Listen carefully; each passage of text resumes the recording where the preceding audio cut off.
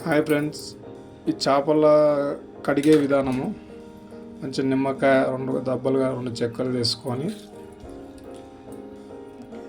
క్లియర్గా పిండి ఇంత రాక్ సాల్ట్ వేసి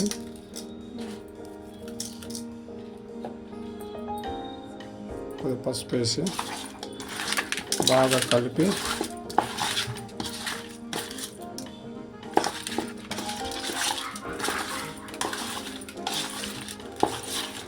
ఫ్రెండ్స్ ఇప్పటికి ఇది 3 టైమ్స్ కడిగినాము. ఫైనల్ టచ్ ఇది.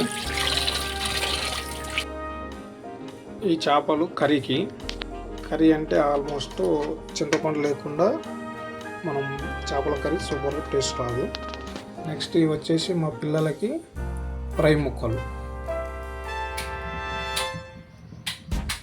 చింతపండు కార్యక్రమం అయిపోయింది. నెక్స్ట్ ఉల్లిగడ్డ. చేపల చట్నీ కొరకు చింతపండు నానబెట్టినాము. నెక్స్ట్ ఉల్లిగడ్డ కాల్చడం జరుగుతుంది. ఉల్లిగడ్డ ఆల్మోస్ట్ ఈ విధంగా కాల్చుకోవాలి. ఈ విధంగా కాలిస్తేనే మనకు చేపల కర్రీ అనేది మంచిగా పర్ఫెక్ట్గా చట్నీలకు టేస్ట్ వస్తుంది. చేపల కర్రీకి సూపర్ ఉంటుంది చట్నీ.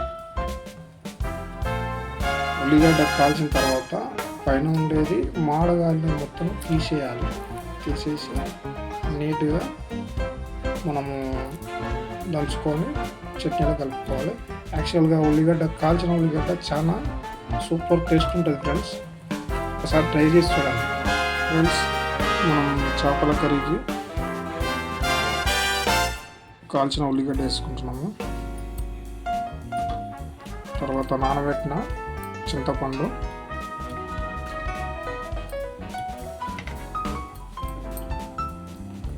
తర్వాత కొంచెం నేను కారం ఎక్కువ తింటా కాబట్టి కారం గట్టిగానే వేసుకుంటున్నాము. మీరు సరిపడా వేసుకోండి. కొద్దిగా పసుపు, దంచిన అల్లం పేస్టు, సాల్ట్, కొద్దిగా కొబ్బరి పొడి, ఇవన్నీ వేసుకొని మనము మిక్సీ పట్టుకోవాలి. చేపల కూరకు ఒక విశాలమైన గిన్నె పెట్టుకొని ఆయిల్ వేసుకొని ఆయిల్ వాడినాక ఉల్లిగడ్డ వేసుకొని తర్వాత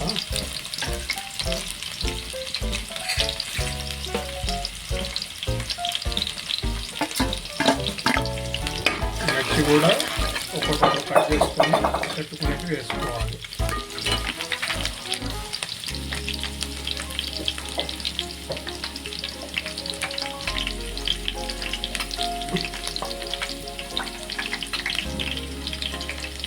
ఇప్పుడు కరివేపాకు వేసుకోవాలి.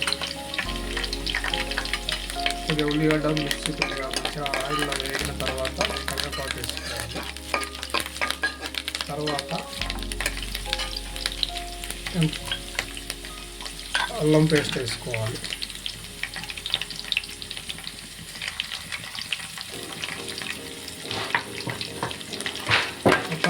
మొత్తం క్లియర్గా కలుపుకొని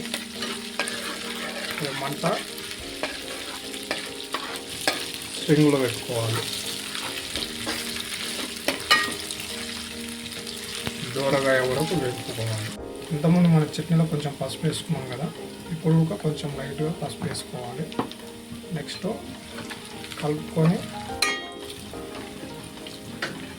చట్నీ వేసుకోవాలి.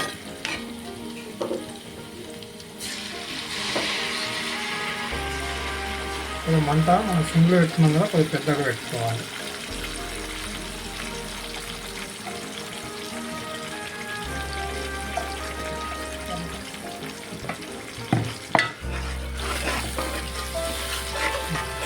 ఈ విధంగా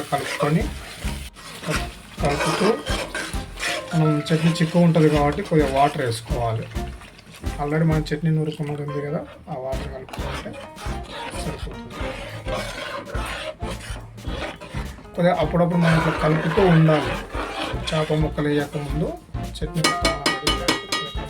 ఇప్పుడు ముందుగా కట్ చేసుకున్న చేప ముక్కలు చేపలు ముందుగా చేప ముక్కల నుంచి చేప హెడ్ వేసుకోవాలి. తర్వాత 1 బై 1 అన్ని ముక్కలు వేసుకొని మనకు బాగా రెడీగా అయిన చేపల పులుసు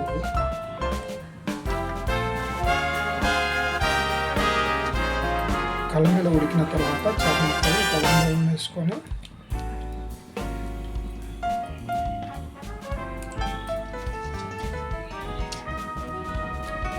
అన్ని 1 బై 1 ముక్కలు వేసుకున్నాం కదా. ఇప్పుడు ముక్కలు కరెక్ట్గా చెక్ చేసుకొని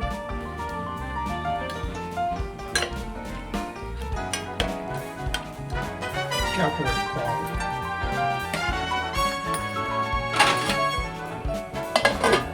కొద్దిసేపు ఉడకనియాలి. చేపల పులుసు ఆల్మోస్ట్ మిగిలికి వచ్చింది. ఇప్పుడు మనం కొంచెం మంట తగ్గించుకొని సిమ్లో పెట్టుకున్నాము. అయితే కొత్తిమీర వేసుకొని చేపల కూర ఇప్పుడు మనకు క్లియర్గా రెడీగా అయింది. ఉంచుకోవాలి.